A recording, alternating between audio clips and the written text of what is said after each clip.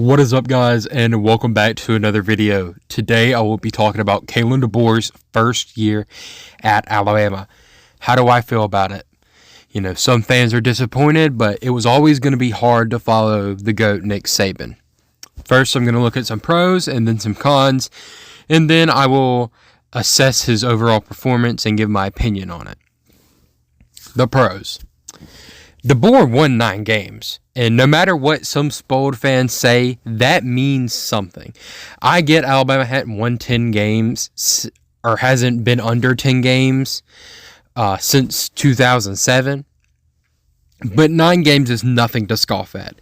9-4 is still a good record. Does it meet Alabama standards? No, but it's not nothing. He also had some extremely impressive wins.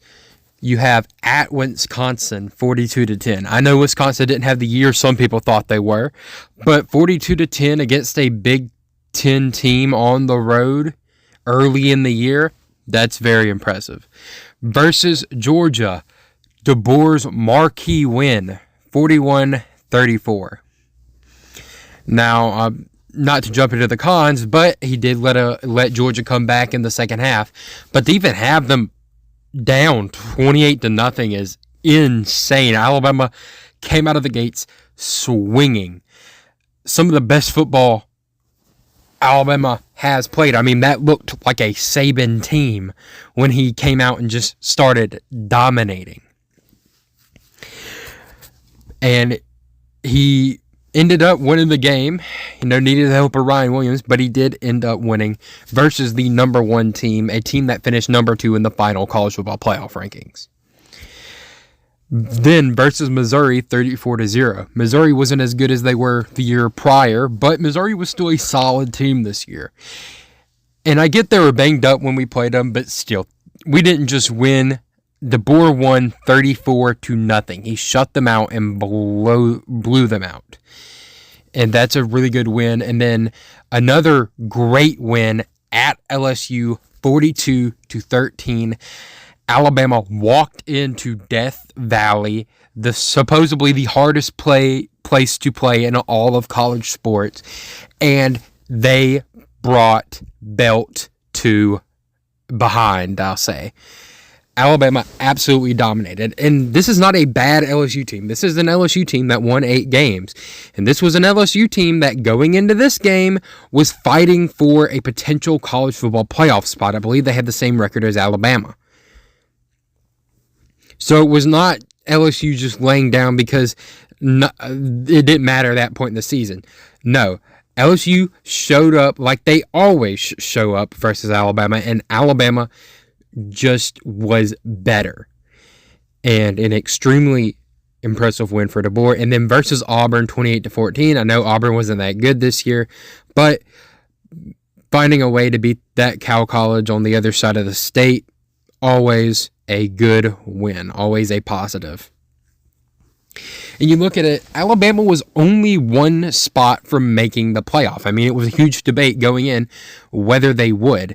Did Alabama deserve to make the playoff? No. Were they one of the best 12 teams? Yes. If you want more opinions on the playoff system, go watch my video. And not much has changed because, I mean, it was playoffs at the time with that information. I'm not using future information to change my comments. I've changed my opinions. I've gotten some comments on that video say, how do you feel now that Alabama's lost? Blah, blah. I don't feel differently. I really don't. But that's besides the point. I also want to talk about his recruiting, which is one of the main concerns I had with DeBoer when he was hired at Alabama. And the only thing that made me even a little bit hesitant on him was my fear that he wouldn't be able to recruit down south. Well, he has answered those questions and gotten rid of my concerns with that. I mean, first of all, he brought in Ryan Williams because Ryan Williams was committed and then he immediately decommitted when Saban retired.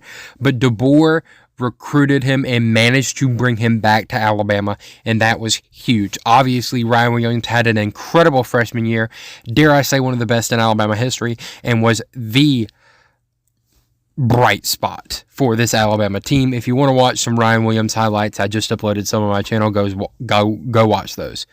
But also, this year in recruiting, he signed the number 2 class in the nation, only behind Texas, the richest school in college sports. And he flipped the number 2 player in the entire class, Kalen Russell. And while I have a lot of thoughts on Kalen Russell, he is a very highly regarded player, a player that everyone wanted. Trust me, every school was throwing NIL money at him, and DeBoer got him to go to Alabama. And he's so highly regarded that he may start his first year. Again, a lot of thoughts on that. A video coming out about Alabama's quarterback situation. And lastly, in the pros, I'll say at times, this Alabama defense looked amazing.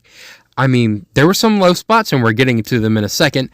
But towards the end of the season, they had some really, really good games.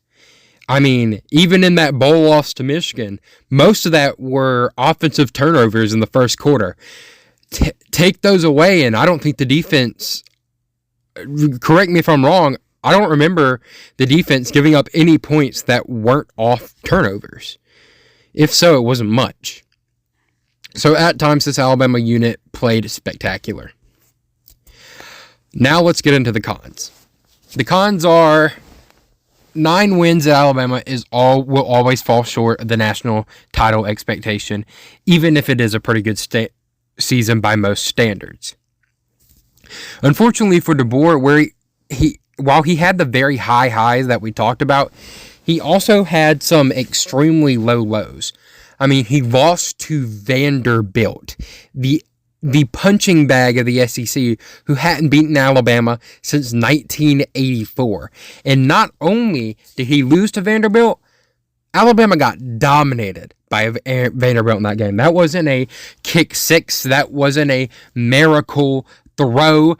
That was Vanderbilt lined up, and they beat Alabama from start to finish. They dominated the Tide. And it was a close game within 5 points, but that doesn't account for how physically dominant Vanderbilt was over Alabama. I mean, they controlled the time of possession in the entire flow of the game. Vanderbilt controlled that the entire way through. Then Alabama lost to Tennessee. And I will say Tennessee was a pretty good team this year. They did make the playoff. But a loss to Tennessee will always suck, and it will always leave like a sour taste in fans' mouths. It's just not a good thing to do. We hate Tennessee. We hate losing to them. And it's not good. But then with a SEC championship berth and a playoff berth on the line, Alabama got beat badly by Oklahoma in very embarrassing fashion.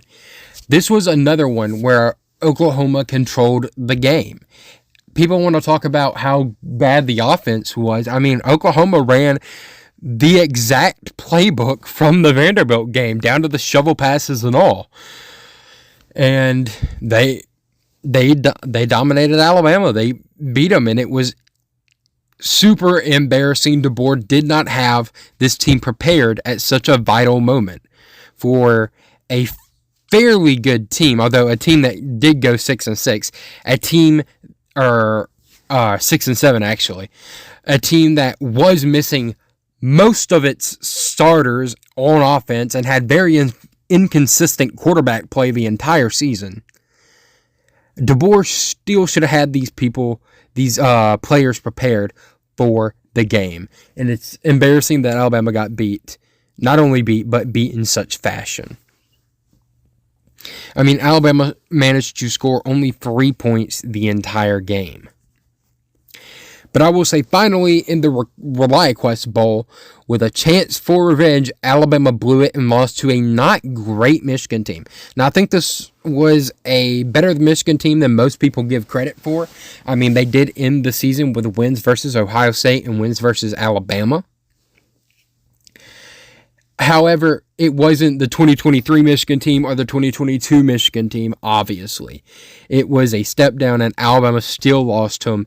And you could still see problems that plagued Alabama all year in that game. And it was just such a bad way to end the season. Milroe took a huge step down under DeBoer and Sheridan's offense. This is one of the things that concerns me, honestly, the most. Because, of course, that's not all on DeBoer, but he certainly has to share some of that blame. I mean, Milroe looked like a completely different player sometimes last year. Go watch the Auburn, the LSU, the Georgia. Go watch those games from last year. Milroe does not even look like the same quarterback as times this year. I mean, and Milroe did have some good plays this year. I mean, you think early in the season, you think versus Western Kentucky, but versus Georgia, I mean, hell, he even played pretty decent in the Vanderbilt game. Versus LSU, he was amazing. But, I mean, he regressed so much this year. He looked terrible versus Tennessee and Oklahoma and Michigan, and that does not give me a lot of hope for the future, I will say. I mean, even Tommy Rees got more out of Milroe than Sheridan and DeBoer did. But I will say the inconsistent offensive line play did not help at all, and that offensive line has got to be fixed next season. And circling back, while I did say the defense was amazing at times this year, there were 2 or 3 games where they just looked absolutely terrible. They got dominated by Vanderbilt. I went over this just a second ago. And dominated by Oklahoma, which people don't talk about. I know that the offense gave up 14 points on turnovers, but the defense allows so many yards, and they allowed for Oklahoma to control the flow of the game and the time of possession from the same exact playbook Vanderbilt used. And not adjusting versus Vanderbilt is already bad enough, not adjusting at halftime. But not adjusting in a second game is inexcusable. It's terrible. And they let Georgia score 27 unanswered to almost come back and win. So while this defense did look good most of the year, they definitely have some dark spots. Grade. Now, what would I grade DeBoer? I'm going to give DeBoer's first year a C. A flat C. Yes, very high highs and very low lows, but too inconsistent for an AB or for an FD. Truly a Dr. Heckle and Mr. Hyde season. You wondered what Alabama team was going to show up on any given Saturday. I'm not freaking out, though. I knew Alabama's first year was going to have some growing pains, and I predicted Alabama to finish with about 9 or 10 wins. The only thing that makes this season so disappointing is the fashion in which the losses came. Alabama showed the potential to be a title contender. A amazing team, and then would play like a 4-8 team the next Saturday. I mean, you saw this with them beating Georgia one Saturday and then them losing to Vanderbilt the very next. But a lot of most first-year head coaches do have underwhelming first years, though.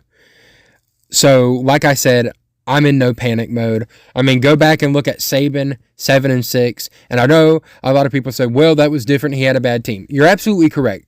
Saban came in 2007, had a terrible team. DeBoer came in 2024 and had a really good team. But there aren't many examples of first-year head coaches having good first years. I mean, look at Urban Meyer at Florida. He didn't have a great first year.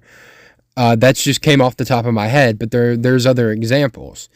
The only examples I can think of first-year head coaches doing well are when they were already inside the program and got promoted, like Gus Malzahn or Ryan Day. But that's totally different from what Kalen DeBoer did, coming to a new program, stepping into the shoes that the GOAT left. However, while I said I'm not in panic mode, I will not be as lenient next year. Results will have to come by next year, and anything short of a playoff berth next year will be considered a failure. But how will Alabama do next year? Well, we'll see. I'll make a video talking about that if you guys want to see it, but Thank you so much for watching. Subscribe, like, and comment. Tell me what you think about DeBoer's first year. Was my analysis spot on? Do you have different takes? Maybe you think that he did the best he could and that next year Alabama's going to be a title contender. Or maybe you think this year was absolutely terrible given the talent on this team and you look for DeBoer being fired maybe next year. I don't know. You tell me in the comments below, and I'll see y'all in another one. Bye.